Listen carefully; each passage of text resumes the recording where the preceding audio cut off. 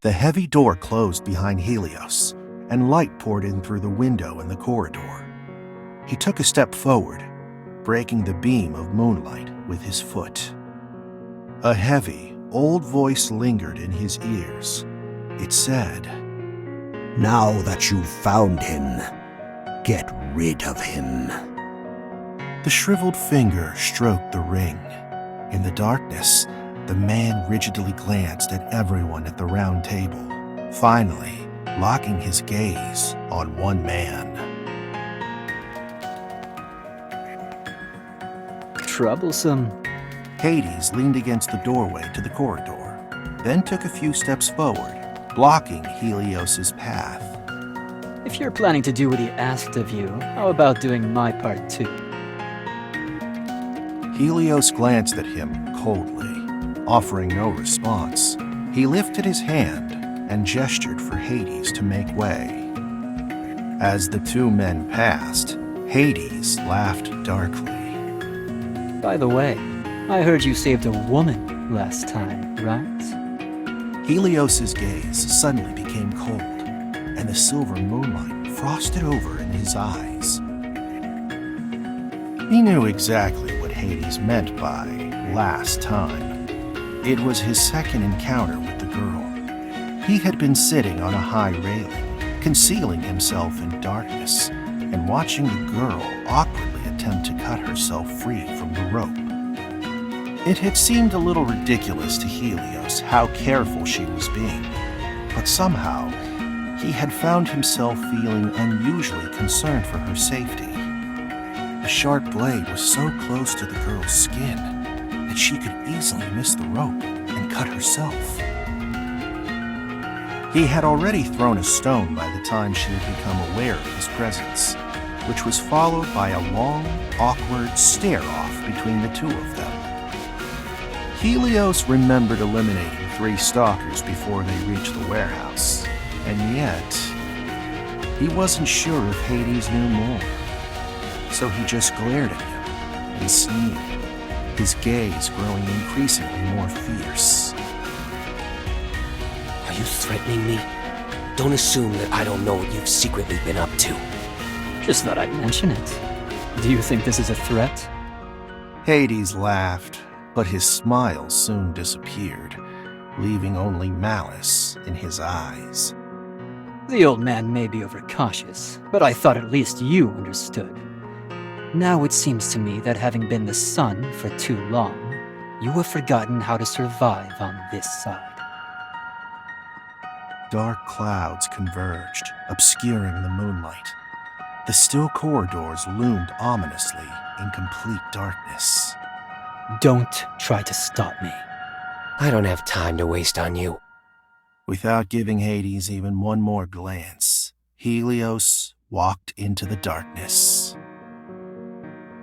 It was still dark in the early hours of the morning, and the wind rattled across the rooftop. Helios turned on the computer, his fingers swiftly typing on the keyboard. A curious young man leaned in close, trying to get a view of his screen. Several dense lines appeared on the black screen, and the flow of numbers and letters dazzled the young man. Suddenly, the screen flickered, and a 3-dimensional map appeared in the center. Within the map, a red dot was on the move. This is... The man looked extremely surprised. He studied the screen even more attentively, and laughed when he spotted the skull mark on the east side of the map. This traitor probably still doesn't know that we're onto him. Now we just need to wait for him to walk into our trap. Because he had never executed such an easy kill mission, the man looked back and forth between Helios and the computer screen, gasping in admiration. Wow, you're amazing! I hope that we can cooperate again in the future. By the way, I'm actually a Kiro fan. I had one of his albums from before. Shut up. The man shut up and raised his hand, smiling apologetically. Helios glanced over and tossed the computer directly at him.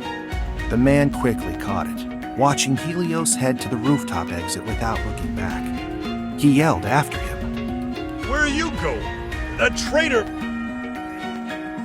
He wanted to catch up to him, but didn't dare to take another step. Do you know what happened to the last person who was sent to watch me? The man swallowed nervously at the piercing chillness of Helios's voice. Don't leak what you shouldn't. Helios walked out of the building and dove straight into the narrow alley. Finally, even the moonlight couldn't catch him. He put on a hat and walked on in silence, but he suddenly recalled what the man said just now. Hero, fans, albums.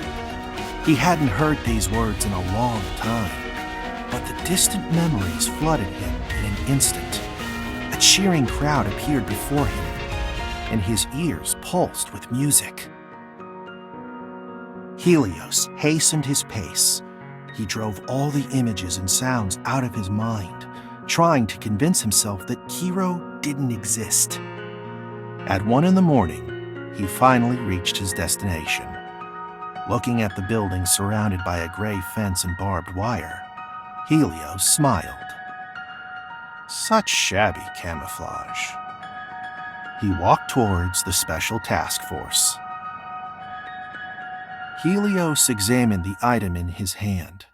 It was a small black box which seemed to blend into the surrounding darkness, yet flowed with colorful light. This is it.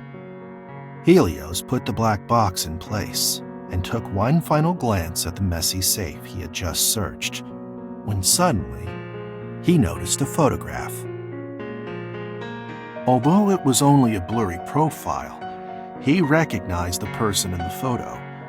It was the girl who he had previously rescued.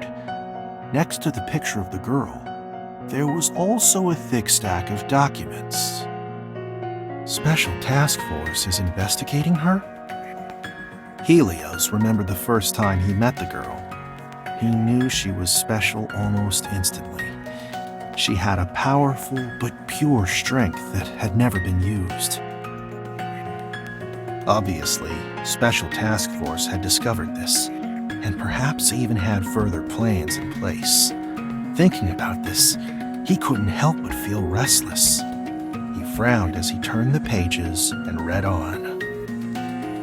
Just then, he heard footsteps approaching. Tisk. Helios took one last glance at the stack of documents and turned to leave. What he didn't expect was how soon the girl in the photo would reappear before him. The girl, eyes wide with surprise, was unsure of what to do. She blinked absent-mindedly like the last time they had met. It wasn't until she heard the approaching footsteps that she quickly spoke. Excuse me, can you do me a favor? From the footsteps, he knew there were a lot incoming.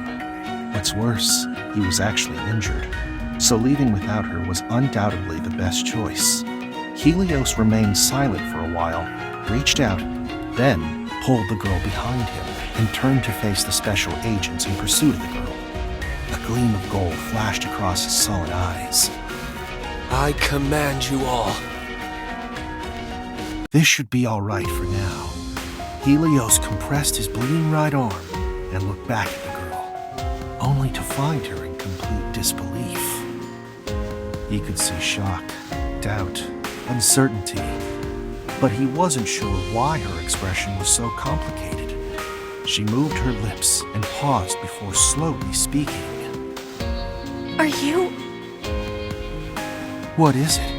He wanted to ask, but a sudden pain in his heart occupied all of his consciousness, and an inexplicable force surged and overwhelmed him. He couldn't breathe. The anti-evil device was activated. Stop causing trouble here, just go! The girl froze and pursed her lips.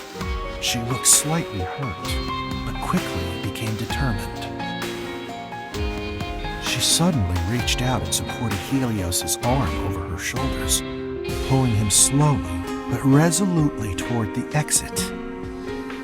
I'm not going to leave you alone. The switch was turned off, and in the darkness, her voice was crystal clear, and he felt her warm breath surround him. Stumbling to the car, Helios looked at the girl's nervous face and suddenly recalled that confrontation not long ago. Hades said he saved the girl, but actually, the girl saved him as well. A thin, fragile arm suddenly appeared, blocking the sharp blade. And now, after the violent collision, the flames and sunlight blurred Helios's vision. But that slender arm once again appeared before him. The girl in his arms was in great pain. Tears welled up in her eyes, but she still tried desperately to reach forward, grasping the little black box in her hand. Then, she smiled gently.